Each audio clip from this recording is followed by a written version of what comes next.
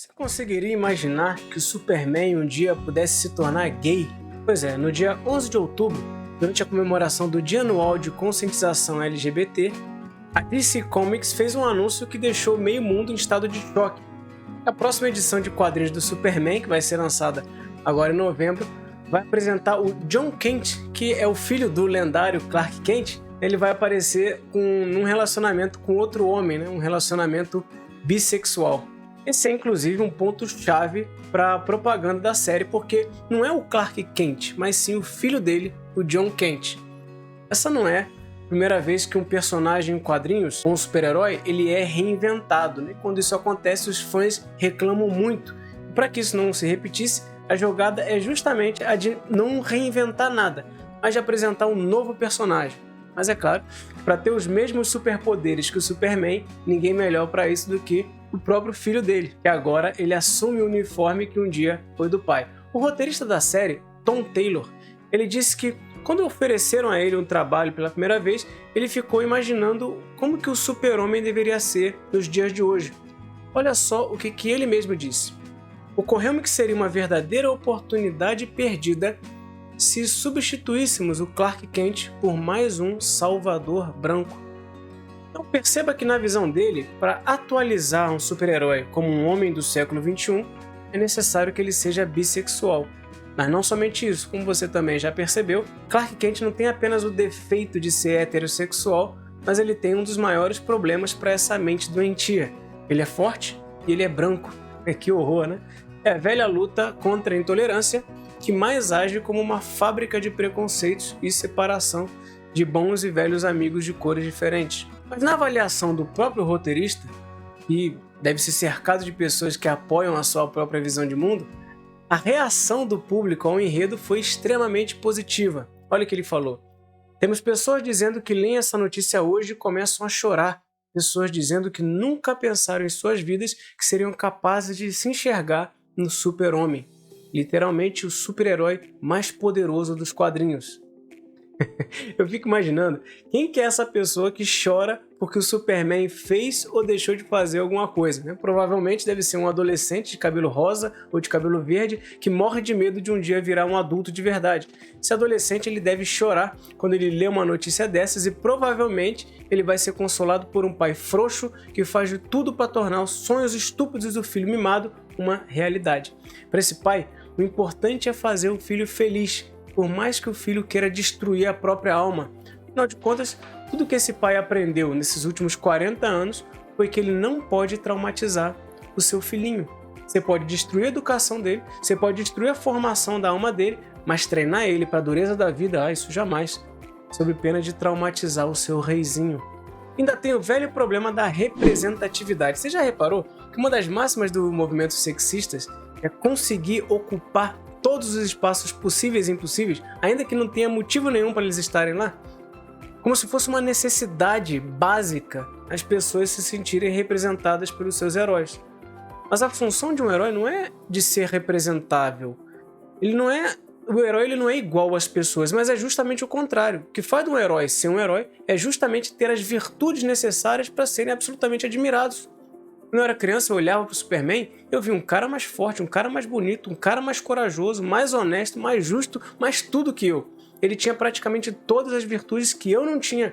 E como eu não tinha, ele era o meu herói. Eu queria ter as virtudes dele. Volta e meia aparecem aí uns heróis meio esquisitos, que são mais uns fãs farrões do que heróis. Mas esses daí eles servem só pra gente dar risada. A graça é justamente essa. Era para eles serem heróis virtuosos, mas eles são um desastre. Mas não é o caso do Jon Kent. Jon Kent ele vai representar agora todas as virtudes que as nossas crianças vão desejar ter. A beleza, a força, a coragem, o senso de justiça e agora a homossexualidade. Você viu? Mas seguindo a análise pela perspectiva do próprio roteirista, tem muita coisa que todo cristão precisa aprender e é sobre isso que eu quero focar a nossa conversa de hoje. Sim, claro, porque Tom Taylor ele percebeu o que muitos cristãos deveriam, mas não perceberam. Deixa eu explicar melhor isso. Tom Taylor argumentou dizendo o seguinte: você sempre terá pessoas que usarão a velha máxima de não misture política e quadrinhos, esquecendo que cada história de quadrinhos sempre é política de alguma forma.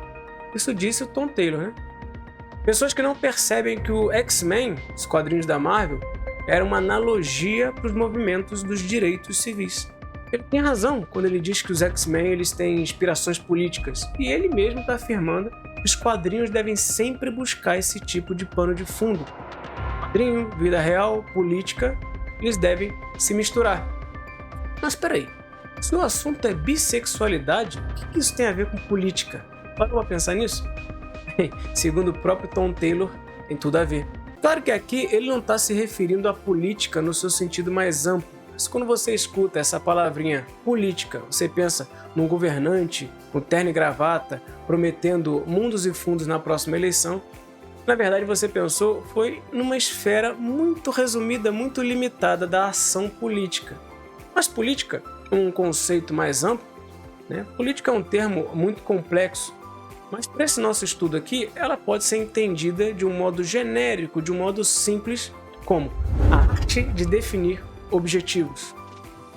Para que alguém, de alguma maneira, possa definir seus próprios objetivos, ele vai precisar de uma poderosa ferramenta chamada de poder. Ter poder é ter a capacidade de se fazer o que se deseja. Simples assim.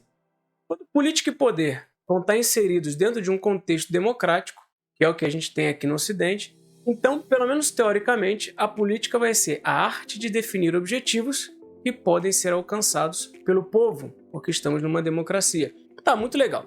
Mas que raios o Superman tem a ver com tudo isso? Tem tudo a ver.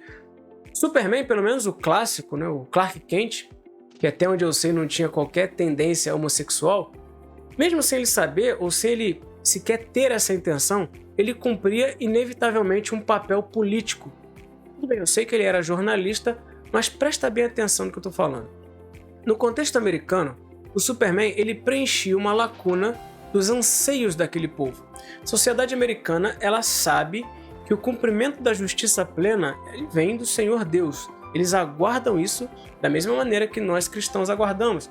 Mas a justiça de Deus ela pertence a um plano espiritual que pode ou não ter sinais visíveis aqui na Terra, nesse plano do aqui e agora. Então, por vezes, a gente não vê o cumprimento dessa justiça aqui. E é por isso que, muitas vezes, assim como os próprios antigos salmistas, a gente se sente frustrado, ansioso e, às vezes, até desesperado, porque a gente anseia por segurança, anseia vivemos protegidos por uma justiça plena.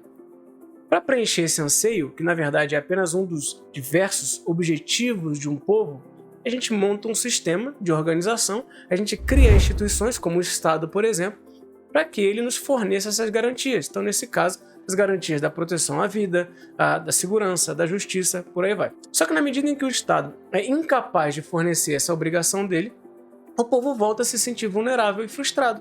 Aí que entra o Superman preenchendo essa lacuna. Então, o Superman, mesmo sem querer ser, ele acaba sendo um agente político garantidor dos anseios e objetivos do povo americano. Na verdade, pela força da cultura americana, o Superman acaba, pelo menos na ficção, sendo o símbolo da justiça não só para os Estados Unidos, mas para o mundo inteiro. Como será que o Tom Taylor enxerga esse papel político para o Superman dos dias de hoje?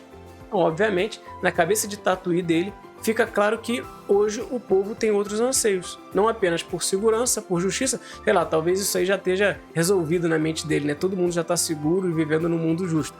Mas agora para o Taylor, a luta fundamental é outra. Os anseios do povo são outros. É o de tornar o sonho de sair do armário uma realidade. Para Taylor, o sonho do povo americano e do mundo ocidental é poder beijar o amiguinho e não só a amiguinha. O Superman não precisa ser só o símbolo e a garantia da justiça. Ele não precisaria mais ser o símbolo da luta do bem contra o mal. Mas agora o símbolo da luta que realmente importa para eles, o da luta gay. Talvez você ache que eu estou exagerando ou colocando o chifre na cabeça do cavalo, mas olha só o que o próprio Taylor diz. Tentamos trazer essas pessoas para o nosso lado, mas estamos escrevendo para as pessoas que vão ver esse super-homem e dizer: esse super-homem é como eu. Esse super-homem está lutando por coisas que me afetam. E agora que entra a parte mais interessante, porque você pode se perguntar assim, gente, mas qual o problema se o filho do Clark Kent ele resolver ser baitola, como falam lá no Ceará? Será que ele não pode apenas manifestar os seus desejos? Será que ele é proibido de amar quem ele ama só porque ele é filho do Superman? Por que ele precisaria carregar esse fardo? Por que ele não pode ser livre? Se você está se perguntando isso ainda, puxa vida, você precisa pausar esse vídeo e voltar lá desde o início, porque você não entendeu nada do que eu falei. A gente não está falando de um personagem que liberou os seus desejos, que luta pelos desejos. A gente está falando de política. A gente está falando de mudança de objetivos de um povo, de anseios populares. Se tem uma coisa que está cada vez mais evidente, é que a maior força política ou o maior instrumento de poder político que existe é a cultura. Grava isso no seu coração. O banho de cultura que você toma, desde o primeiro instante que você nasce, vai povoar o seu imaginário, vai te encher de conceitos que vão gerar em você desejos e, por sua vez, vão se transformar em anseios políticos.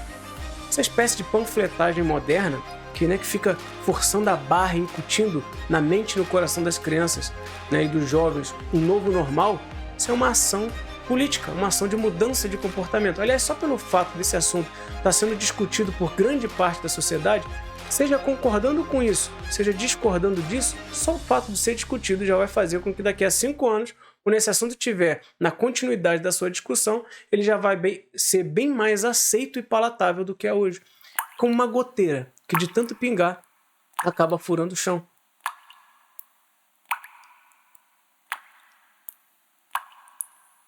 Esse movimento cultural ele é avassalador. Em apenas 3 gerações se consegue mudar toda a opinião pública. Um movimento cultural como esse consegue fazer, na insistência, que a vontade de um grupo se transforme na vontade de um povo inteiro, sem que o próprio povo perceba isso. Que era impossível para um avô passar a ser inevitável para um neto. Isso é uma obra de engenharia social que muda o pensamento e o comportamento de um povo. Ela pode ser implementada de uma forma planejada ou não, como talvez possa ser o caso do novo Superman. Chamam essa estratégia de janela de Overton. Eu não vou ter tempo para explicar em detalhes a janela de Overton aqui nesse vídeo, mas se você é inscrito aqui no canal, vai acompanhando os nossos vídeos que muito em breve eu vou fazer um vídeo só sobre isso aqui, tá bom? Mas voltando ao assunto, esse movimento ele é o exato oposto do movimento cultural que ensina as escrituras sagradas. Lá em Gênesis, quando o Senhor Deus ele cria os céus e a terra e habita eles com seres em conformidade com a sua imagem e semelhança, somos nós os humanos, a ordem expressa divina é que os humanos povoassem a terra e se multiplicassem, cuidassem, cultivassem, dominassem a terra para a glória de Deus. Todo o nosso progresso deveria ser orientado para esse propósito, que os teólogos vão chamar de mandato cultural. Mas ao invés disso, a humanidade se multiplicou e progride não mais para a glória de Deus, mas para a glória das próprias paixões, para a glória dos próprios sentimentos humanos. Tá, mas o que fica agora é uma grande pergunta. Como é que você, cristão, como é que você deve se posicionar diante disso? O que você pode fazer de uma maneira bem prática? Em primeiro lugar, minha recomendação é bem simples. Você precisa se tornar tão bom roteirista a ponto de ser convidado para escrever o próximo roteiro do Superman. Perceba que você não precisa escrever uma série contando histórias bíblicas. Seria muito bom se você fizesse isso sim, mas lembre-se que Deus é o Senhor do universo, de toda a fantasia, de todo o imaginário, de toda a ficção humana.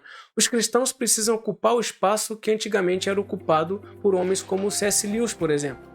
Mas a grande verdade é que a maioria de nós não tem a habilidade hoje, agora, e o novo Superman já vai estar passando aí. E agora, o que a gente pode fazer? Então você precisa primeiro entender todo esse movimento cultural, saber as bases de tudo isso, saber por que querem colocar isso na sua goela abaixo. Isso já é o primeiro passo para se defender disso, que na verdade é um ataque que corrói a cultura ocidental, que é judaico-cristã, corrói por dentro. Claro que esse não é o objetivo direto do roteirista Tom Taylor. Ele pode apenas estar querendo aumentar o volume de vendas dele. E aí ele vai embarcar em qualquer onda que lhe garanta mais vendas. Mas a corrosão interna da nossa cultura é uma consequência lógica desse processo, independente se o autor ou o defensor militante ele fez isso de uma forma planejada, meticulosa, articulada ou não. A consequência é inevitável. Uma outra atitude que você pode tomar agora é compartilhar esse vídeo. Faça isso para quem gosta do Superman, para quem não gosta, para quem é ou para quem tem qualquer contato com crianças, adolescentes, jovens. Faça com que essa mensagem possa proteger mais pessoas. Que a graça do Senhor Jesus Cristo, o amor de Deus e a comunhão do Espírito Santo estejam com todos vocês. Até mais.